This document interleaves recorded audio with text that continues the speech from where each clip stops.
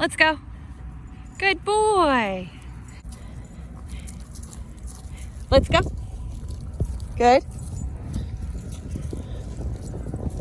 Good boy. Let's go. Yeah. So let's go is just a move with me. Turn when I turn. Stop when I stop. I try not to say anything because if I'm right in his peripheral, look, that's nice. But once he gets to a certain amount of head in front of me, I need to add a verbal to get his attention. If it's really loud with wind or at the ocean or something like that, I can be at a low for caboose 4, 5, 6, 7, and I can tap and he can feel that rather than hear me, or I can say my verbal, let's go. This is one of the first things we like to do when we take a dog out. We'll do it if they get amped up by something after that thing is passed. So I tap, let me tap again, 7. Good boy. So I don't have to say anything. He didn't feel my 4, so I went to a 7, he felt my 4. I'm gonna turn again. He's looking at kids. Let's go. A good boy. Add the verbal rather than the tap. Good job, buddy. Yeah. So it's really good to use as a warm-up, before you go out on a hike or before you take the dog off leash. It lets you, warm up and see if you've got good contact. Like I'm just gonna back up and tap. Good boy. So the combination of my movement and the tap, let's go, good job. I could have said the verbal and he probably would have came to me, but it's like, I want to make sure I got good contact before I just, let this dog off leash, Let's go. Good boy. That was just the verbal. So you just got to watch these things. Your dog's so far out ahead of you, they need verbal. Or you can try a tap. You want to make sure that your dog is in tune with you before you just take him off leash or go on a hike, and you can do that by doing these turns. So this time I'm just going to give him the verbal. He's really into a smell. If he doesn't listen, I'm going to take the chance to correct him, set a tone. Let's go. Oh, good boy. Can't trick you. Good job, buddy. Say you put your dog on a long line, they shoot out the 30 feet or whatever they've got. As you do your let's go work, they should hang closer and closer to you. That's when you know you're ready to go on your hike, and then eventually take them off leash. Let's go. Good. He can sniff. If he's in the house, it's a little bit different. But out here, let's go is more just, follow me loosely. Good. Nice. When I turn, he needs to turn. If he doesn't, because he's like really far out in front of me, no big deal. I tap him on the shoulder with a low level and do a verbal let's go if I need to.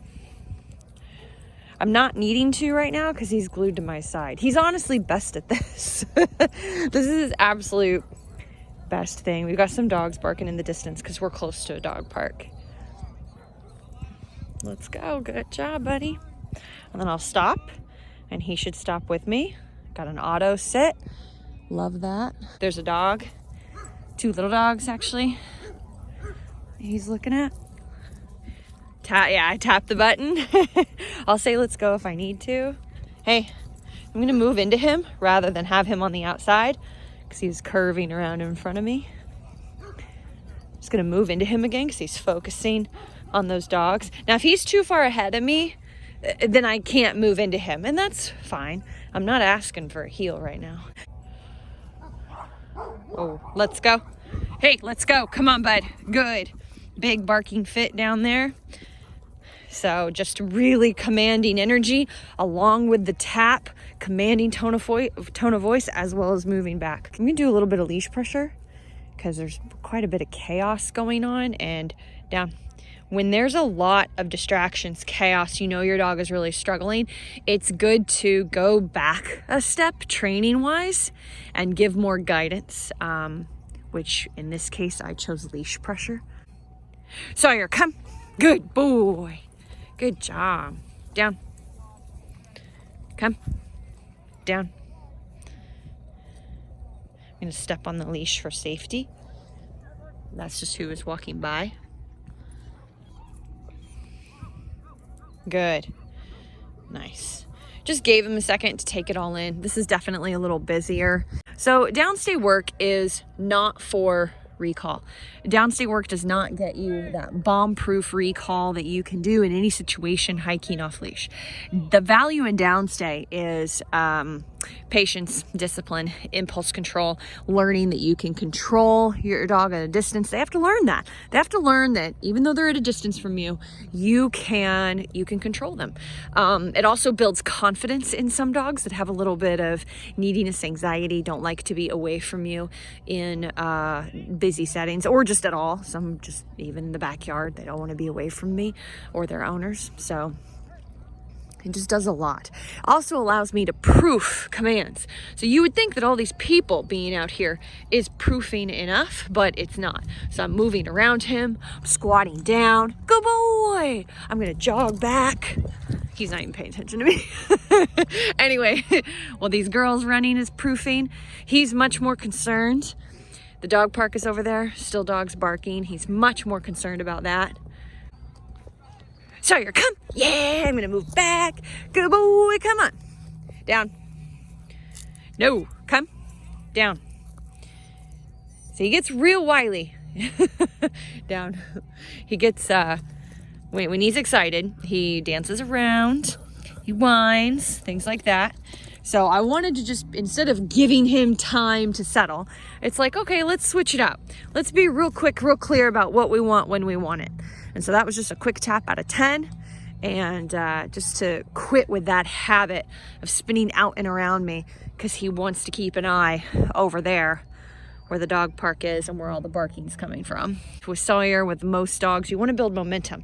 So you want to say COME, move back 1 to 2 steps to 10 steps. If I really want to speed him up, I'll run backwards, right? And it's a very motivational coach, kind of like how those coaches sound. All right, guys, I want you to XYZ. I just heard that. That's how I want to sound. And then when I want him to lay down, I say down when he's a few feet from me. I freeze my feet because I'm asking for a stationary command. Down. So it's dog, come. Yeah, good job, good job. Down. Caboose, come. Come on. Yeah. Good boy. Good boy. So I just moved back. Down. Down. I tap the button. Good boy. I did not tap on the come even though he hesitated. That was my mistake. I bet if I go through and I listen to this, it's gonna sound like kaboo. It's like kaboo. Like, I don't know, I said it weird and sharp and I've got this really busy, no. Move in right away, no. Down. Step on leash, down. No. No scratching. Didn't feel, what did I go up to? Oh, is this 11? Yeah, you're in trouble. You move in right away, tap, then calmly reset. Anyway, there's quite a bit of traffic that whooshed by when I said that that phrase. So enunciation is important. And I think mine kind of stunk on that one. So let's see if this improves. Caboose, come. Yeah, much better.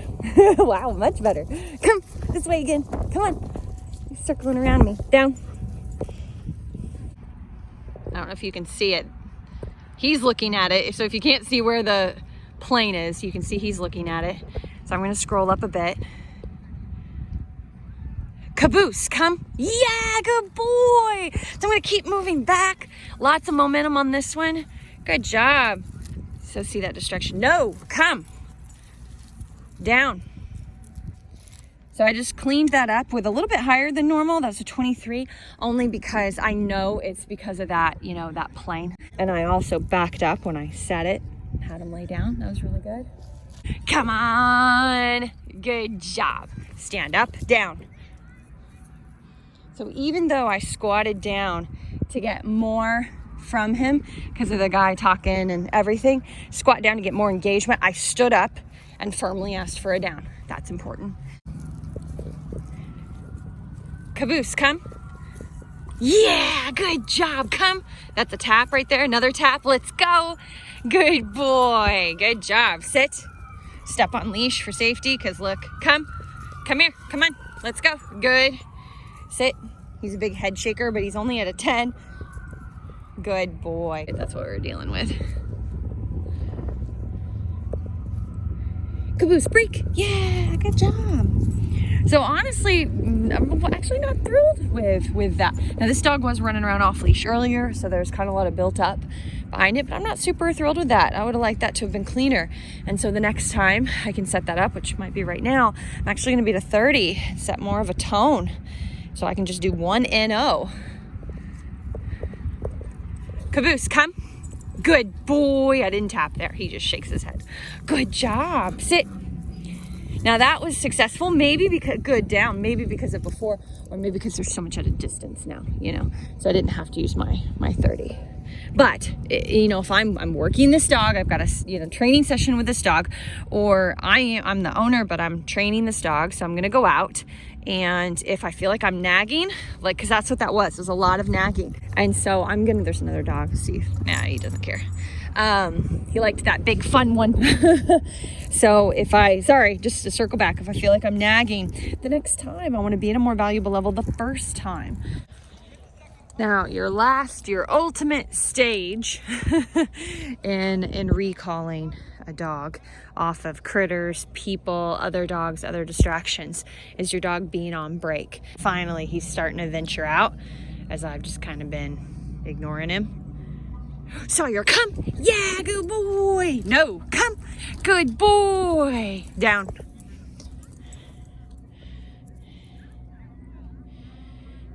No, down.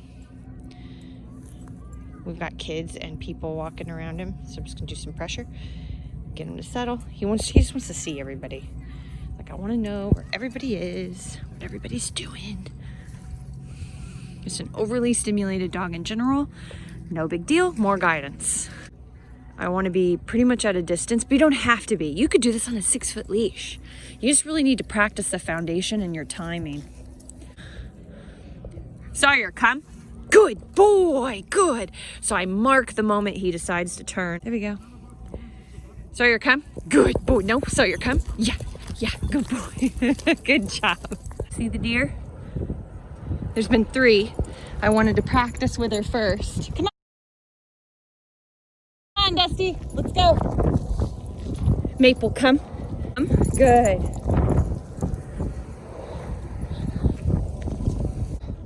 No, let's go.